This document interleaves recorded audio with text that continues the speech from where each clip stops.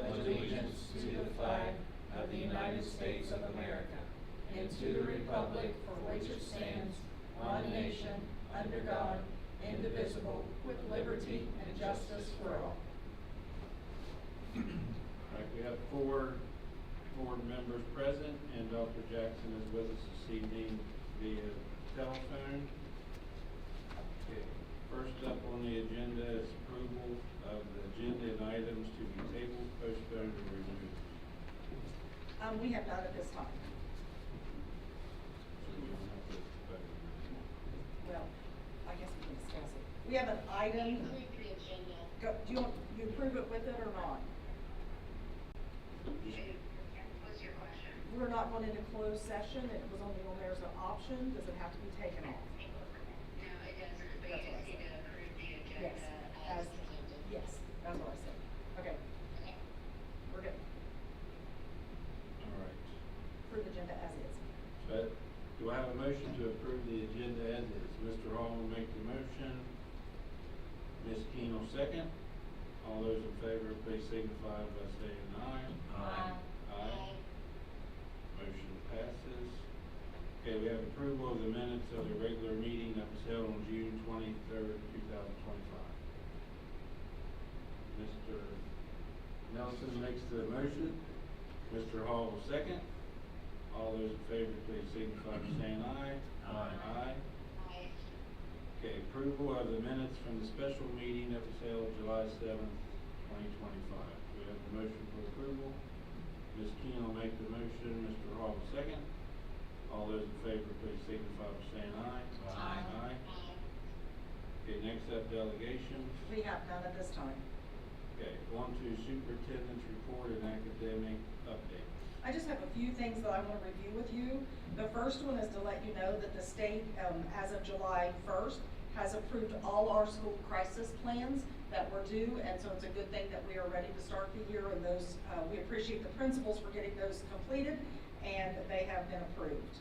I'll come back to 2 and 3. The next one I want to let you know is the Ritchie County Ambulance Authority does a school supply drive that is approved by the, agreed upon with the school, and they do it August 2nd, 2025. Another thing that I want to give you some information on, and that is the foster grandparent program. I'm sure you've been hearing some things in the state and nationally of some programs that are not being funded or money that has not been released, and they're uncertain of some programs that we normally run. And we got notified by the foster grandparent program that they are suspending all programs due to delay in release of federal funds. So I just wanted to let you know that as well, in case you have any questions or someone asks you about the foster grandparent program. The next. I have a question. How many foster grandparents are in our school system? Well, don't you, I'm counting them, right? Counting the two. Probably up to 10 to 12. Usually elementary school. Oh, yes. There have been times we've had them at the middle school, high school, but currently they're all in the elementary schools. And they're a great addition to our school. We like having them there. They like being a part of the school. So that may work itself out, but we will find out more this week. As well as I are attending a meeting with the state superintendent, and she's hoping to give us some updates on what's happening with federal funding. The best she knows. I don't know what they know, but they'll give us what information they can.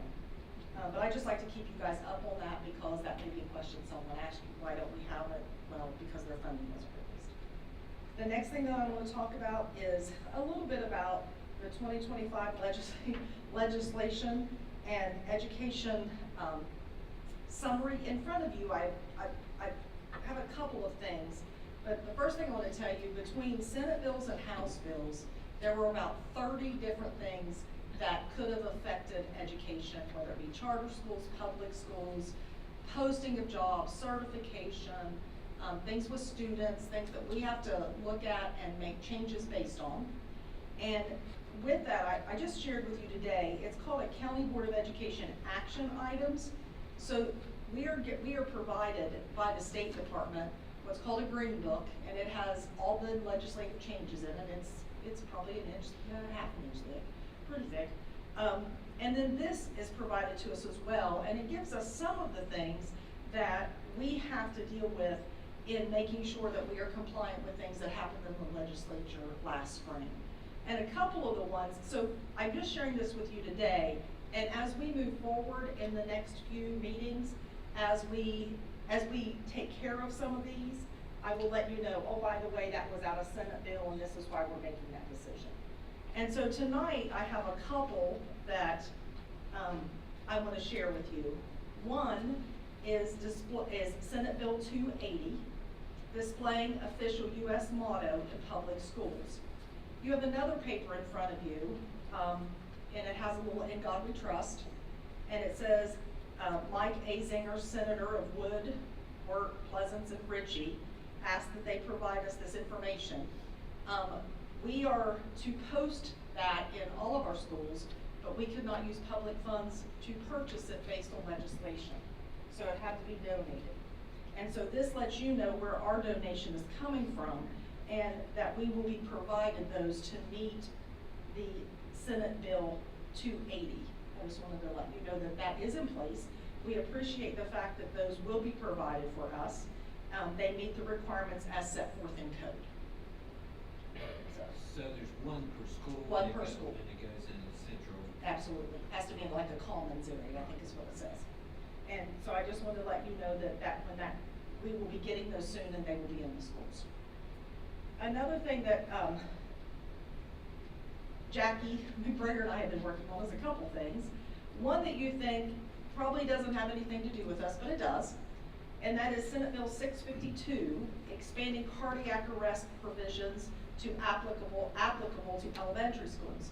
And you say, why does that have to do with Ms. McGregor? She's the principal of the high school. This code actually deals with elementary programs or programs in the community that use our facilities, like a baseball team or a softball team. And now our requirements that we have to have, they have to know where our AEDs are. They have to have our safety plan.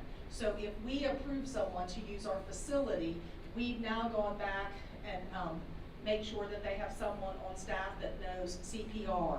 There are now requirements. We will change our use of facility form to meet that requirement. But when someone says, why are they requiring that? Why do we now have to have that? And why is Ms. McGregor handing me a sheet where all the AEDs are and going over this with me? It is because of Senate Bill 652. And even though the headline reads cardiac arrest provisions for elementary schools, if you read deep into the code, it really is dealing with use of facilities of organizations that use our property. And so I wanted to let you know that we have been working on that. And then the other one that I wanted to discuss today is going to come up later in our policy section, and that is prohibiting cell phones in class. So the legislature has made some very strong statements about using cell phones in class, and all county boards are required to prohibit cell phones during instructional time. And they define instructional time for us. And so I asked Ms. McGregor if you don't care to share a little bit of my time, and she's going to discuss with you, because the middle school and the elementary programs basically stayed in what we've been doing. The high school will have some changes in it in order to meet this House Bill 2003. So, go ahead. Do you guys go that code, So. We'll Should probably come closer. Yes. So policy 7160 deals with personal electronic devices. A lot of the information that should be before all of you, we should all have got one. The high school had already had a policy in place. There are some changes in there. I encourage you to read through that, but we have changed some things so that we are in compliance with state code. If you look at instructional day, it says that it is the period of time from the start of the first instructional period to the last instructional period, including transition times between classes.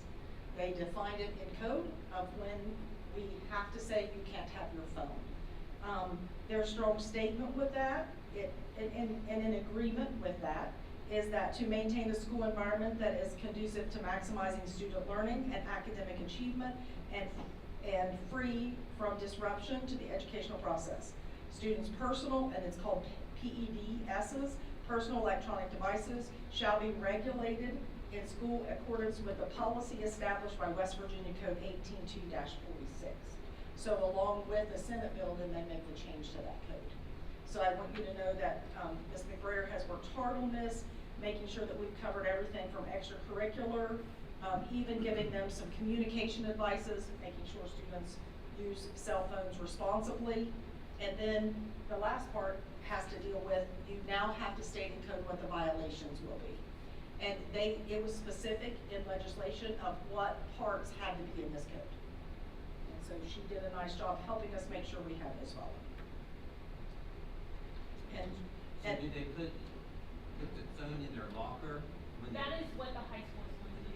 It is going to require, students before the instructional day starts, so Right. before the bell rings at 8, that cell phone or Okay. personal electronic device, which could mean, earbuds, a gaming system, a cell phone, those are going to be placed in their locker. And that is the then- middle school as well. and that's- And what about the middle school? Do they have lockers? Mhm. So they would do the same? Yes. Now what about the elementary? And it's defined in here under elementary. If you look at it, it says that they are not to have them at school, Right. period. But if there's some reason they need to, then it's worked out of, like, if I go to Dad's house this weekend and I need it, then they work it out and it stays in their Okay, backpack. okay. But all levels are defined. All right. And what the good news is with this is I asked her to come tonight and we've got it out for the first reading. So we will probably get some comments. This is not final, but a lot of it can't be changed because it's state code. So we can get opinions back, but if it doesn't stay in line with what the law says, then then the comments will be what they are. So you'll see this in a few minutes under policy. And I think people need to understand this is a requirement from the state. Yes. That it's just not our. Yes. idea. Absolutely. It's black and white, I mean, Yes, you it have is. it, you know. So those are some things that, as I said, you will be seeing, and I thank you for coming and sharing that information, that you will be seeing coming out of the legislation and some of the changes that we're making in response to that. And we will refer back and let you know some of the additional things that we've done. You've seen some things come through already, like the requirements for or for cooks and custodians not to have a high school diploma. That's already gone through on one of our things. So as we work through them, you will see some changes being made, but they're based on state code, and we are required to follow them. So that's what I have for now. I would suggest, you would, whatever you think, but putting out one of those global text messages Yes. to everyone right before school about this policy, because every high schooler loves to use their cell phone at lunch, Yes. which is what they were allowed. Yes. It's going to devastate them, and they will, you're gonna have to. And we know that, and part of the legislation also says it has to go from your LSIC at some time, and your schools have to have a means to communicate it, once you've set your policy and share it. We did look at policies around us.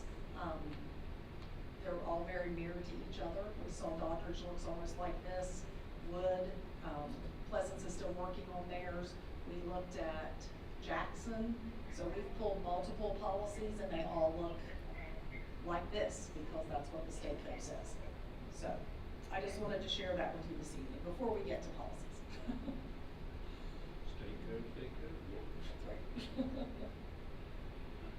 On to director reports. Ms. Wells. Somebody, I don't know who that is, door. Oh, that's.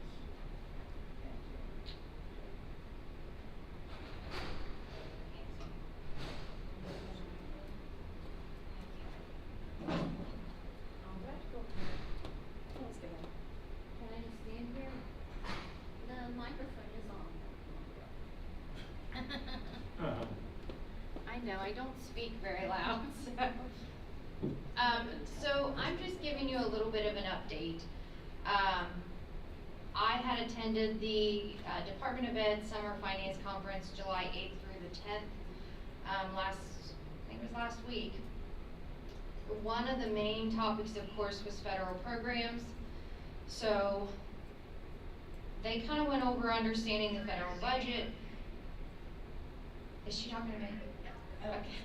Sound like a good voice. I know, didn't it? And GPS, which is where we do our budgeting for federal programs.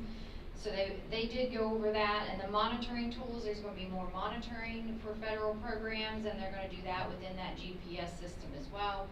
We went over a Medicaid reporting review, federal programs update. So they said there is no update on federal funds being released, and that includes Title II, Title III, and Title IV. There is no Title V funding this year, so we didn't know that when we did our budget. So Title V includes about 58% of an alternative ed teacher, so that's gonna have to get switched to county funding now. Title I, they said we should be receiving it, just not sure when the release of funds will be for that. Child nutrition, they discussed advising counties to review the cost of charging adult meals due to the increase of the cost of food and milk, and to review and advise counties to look at their program adults.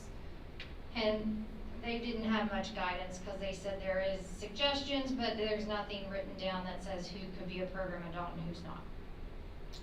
Special education, review of expenditures that's allowable through the funding sources. So that was our overview of federal programs for the conference. And then, so for grants, as of today, there haven't been any grants released through our grant system. That means there's not any state grants coming through, and there's not any federal grants. So right now, we don't even know. That's for everyone, right? Yeah. It's just us. So we don't really know when we're gonna be getting all of those. Today, we had a retirement webinar that we, participated in, and, it went over the new TRS rules about if you're retiring and the 60 days break in between. And then, so just some upcoming dates and webinars, and trainings. So tomorrow, as Mrs. Hott mentioned, it's a federal programs webinar to discuss the status of the funds that are on pause for the federal government. I guess to try to give us a little more overview of what we're possibly looking at.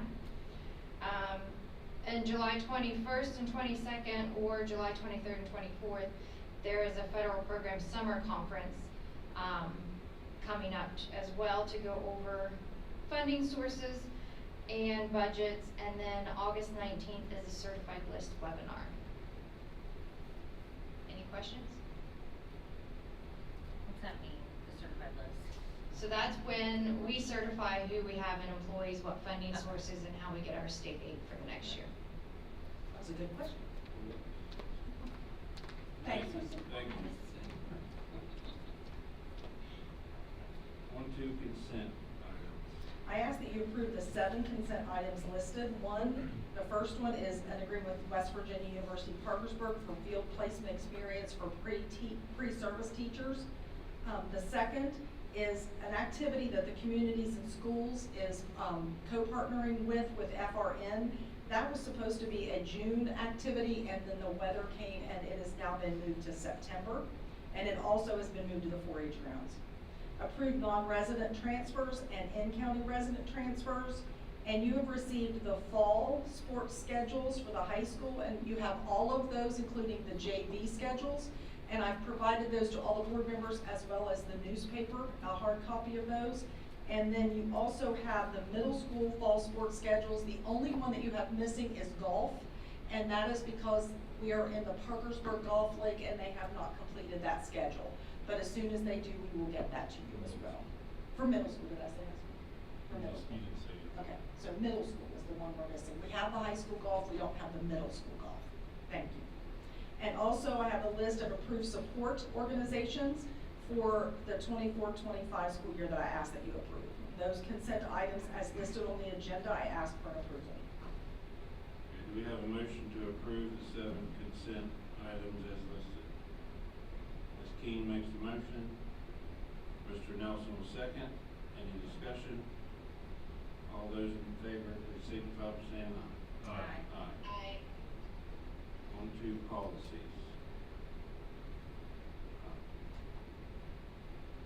I asked under the first area, you'll see they're in 3 sections. We'll approve them separately. The first one is to waive the reading and approve annually. We have to do policy 5200, which is our Ritchie County policy, employees on substitute teachers in the area of critical need shortage. And that's one that is an annual approval, and then we have to send it to the state, and it will be approved at the state board. We ask that you approve that policy.